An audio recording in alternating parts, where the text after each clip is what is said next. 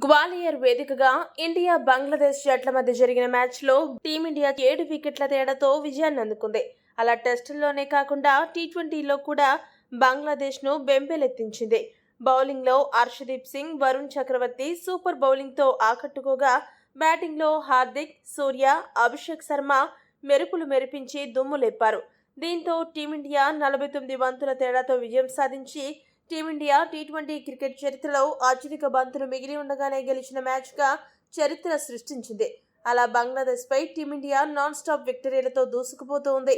ఈ match highlights విషయానికి వస్తే, టాస్ గెలిచిన భారత జట్టు మొదట బౌలింగ్ చేయాలని డిసైడ్ అయింది.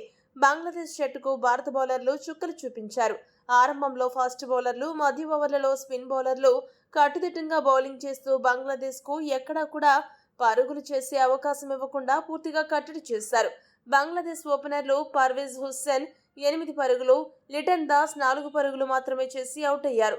ఆ తర్వాత వచ్చిన బ్యాట్స్మెన్లలో షంటో 27 పరుగులు, మెహదీ హసన్ మిరాజ్ 35 పరుగులు చేసి పర్వాలేదనిపించగా, మిగతా బంగ్లాదేశ్ బ్యాట్స్మెన్ అందరూ కూడా ఎప్పుడు పెవిలియన్కు పరిగెడదామనే తొందరలో వికెట్లను టపటప కోల్పోయారు.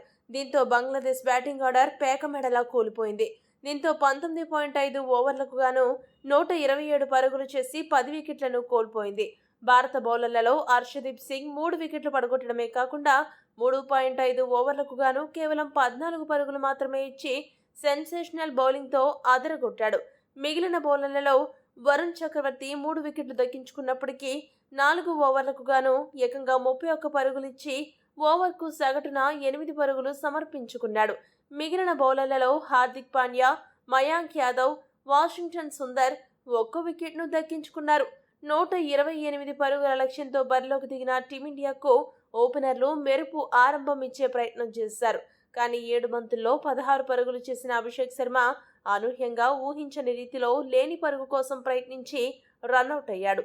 ఆ తర్వాత క్రీజ్లోకి వచ్చిన సూర్యకుమార్ యాదవ్ కూడా ధాటిగా బ్యాటింగ్ చేస్తూ స్కోర్ బోర్డును పరుగులు పెట్టించాడు. దీంతో సంజు సామ్సన్, సూర్యకుమార్ యాదవ్ ఇద్దరూ కలిసి మ్యాచ్ని ముగిస్తారు అనిపించింది. కానీ 14 బంతుల్లో 29 పరుగులు చేసిన సూర్య, 19 బంతుల్లో 29 పరుగులు చేసిన సంజు ఇద్దరు కూడా చాలా తక్కువ సమయంలో అవుట్ అయిపోయారు. దీంతో టీమిండియా వేగం కొద్దిగా తగ్గిందని అనుకుంటూ ఉండగానే హార్దిక్ పాండ్యా మెరుపులు మెరిపించి స్కోర్ వేగాన్ని రాకెట్ వేగంతో దూసుకెళ్లేలా చేశాడు. సిక్సర్లు, బౌండరీలతో విరుచుకుపడుతూ టీమిండియాను గెలుపు తీరాలకు చేర్చాడు. అతడికి నితీష్ రెడ్డి చక్కటి సహకారాన్ని అందించాడు. దీంతో టీమిండియా మరో 49 బంతులు మిగిలి ఉండగానే 7 వికెట్ల తేడాతో విజయాన్ని అందుకుంది. ఈ వీడియో కనుక మీకు నచ్చినట్టయితే లైక్, షేర్, కామెంట్ చేయండి. మరిన్ని స్పోర్ట్స్ అప్డేట్స్ కోసం మా ఛానల్ను సబ్స్క్రైబ్ చేసుకోండి.